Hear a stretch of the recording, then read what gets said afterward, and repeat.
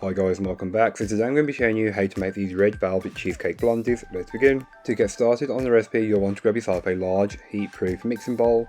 Place in your white chocolate, feel free to use chips or a bar that's broken up, followed by your butter. Then place in the microwave and melt on 30-second intervals until the mixture is fully melted.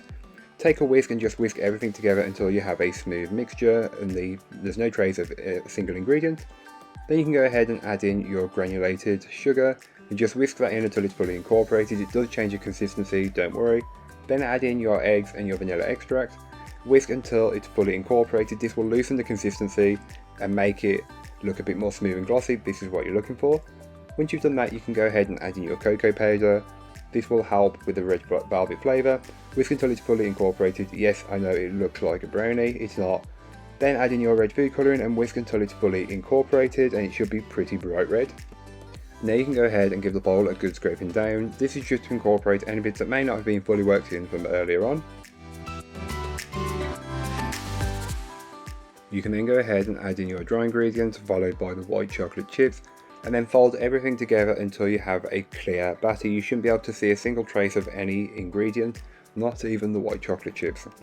So to make the cheesecake element of this recipe, grab yourself a small to medium bowl and add in your soft cheese, which should be at room temperature. Just give this a brief whisk on its own just to loosen the mixture up. Then go ahead and add in your sour cream or natural yogurt, whichever you're using, and whisk that in until it's fully incorporated. It shouldn't change the consistency too much, but it should be a little bit looser. Then add in your egg followed by the vanilla extract and whisk this all together until it's fully combined. That's one thing I can tell you all the time, is just to fully combine everything. Then add in your dry ingredient, which is just flour, whisk until it's a clear batter. Then you can go ahead, grab yourself a 9x9 inch square cake tin, and then just pour your blondie batter directly into it. I know it's weird to call it a blondie batter when it's bright red, but pour all of that from the bowl into your tin, spread and level it out as best as you possibly can. Doesn't need to be perfect, but the more you get it perfect now, the better it'll be later on.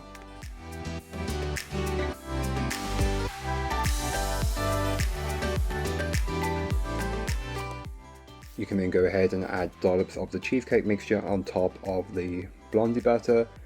You can do these as big or as small as you'd like, and do as many or as few as you'd like. It's really up to you. I just went with large blobs, but again, it's completely up to you to do whatever you feel and whatever you fancy.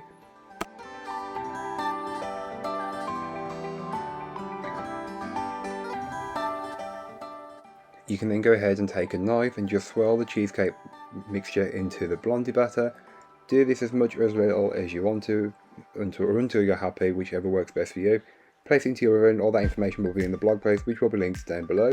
So once the blondies have been baked and allowed to cool, you can place them into the fridge and then cut them up the following day. You can cut yours into as many or as few pieces as you like. I went with 9 portions, but feel free to cut them into more or less, it's really up to you. But here are what mine look like up close. You've got that cheesecake and red velvet blondie swirl, which is perfect. You've got that dense center, which is perfect, and you can just see the cross section with the cheesecake there. It's great. But that's all for today. I hope you enjoyed. If you did, don't forget to like, comment and subscribe for more from me, and I'll be back again very soon with another recipe, so join me then. In the meanwhile, don't forget to check out the description. There'll be a link to this recipe, a link to my blog, and links to all of my social media, so don't forget to go and follow me over on there. But that's all for today. I hope you enjoyed. Bye guys.